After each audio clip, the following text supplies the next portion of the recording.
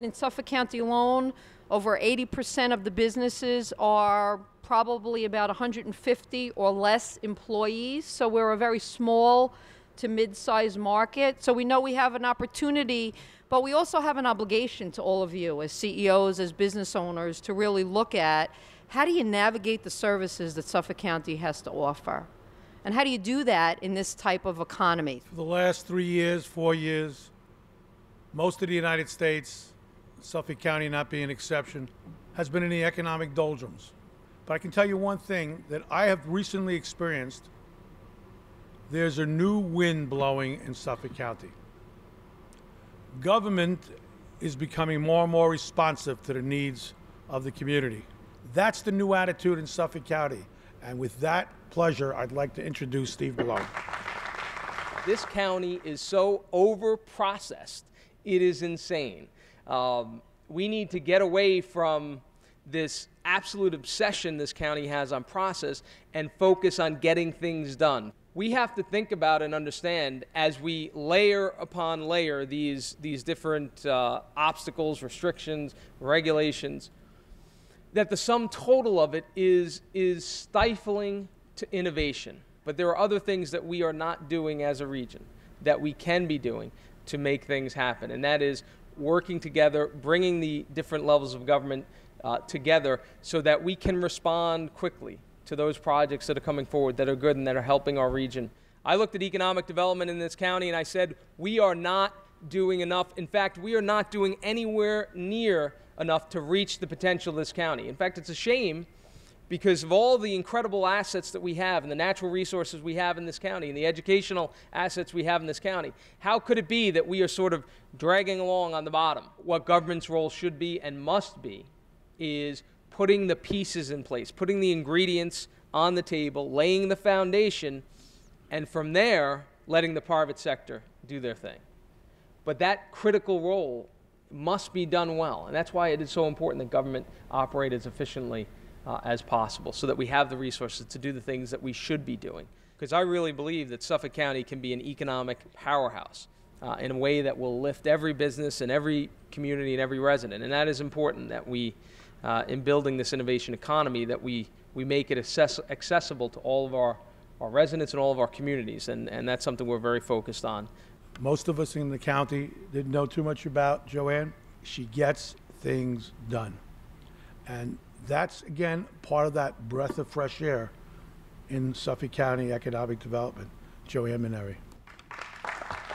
Really understanding the resources, the research and development resources here between Brookhaven National Lab and Cold Spring Harbor and obviously the educational institutions like Stony Brook University. They really provide a base that a lot of other business communities really don't have access to. So doing business here has to be made easier. So moving something forward quickly is effectively saving money and being more efficient and being more transparent and responsive. And that's really the goal of what I said for us at the Economic Development and Planning Department. I envision getting the job done or moving these opportunities forward is to work throughout the county, an interdisciplinary approach, where we at the Economic Development Department will work very closely and are working very closely with the Department of Public Works, with the Department of Labor, with the Department of Health, to help move things along. A lot of the efforts that the county is looking at is to really embrace the businesses, embrace the desire for people to want to be here and to begin their company and grow their company and promote Suffolk County. So the Suffolk County IDA is the county's job generator. What we do is that we provide 3 levels of tax incentives for companies to not only move here, but to stay here, retain our jobs, and grow. We provide organizations the ability to expand or renovate current operations, purchase or build new additional locations, move out of county locations into Suffolk County. It's available if you own or lease your space. And we work on projects ranging from $100,000 in size on up to the hundreds of millions of dollars in size. And that's one of the new initiatives that we rolled out quickly at the IDA, was creating a new environment, reducing the barriers to entries for our growth companies in information technology, life and biosciences, energy, information technology, where we're now able to work with small businesses to help them grow in Suffolk County, which is an important component to our future. So the way the process works is that we would meet with you, I'd come to your company, I'd learn more about your business, your management team, your project.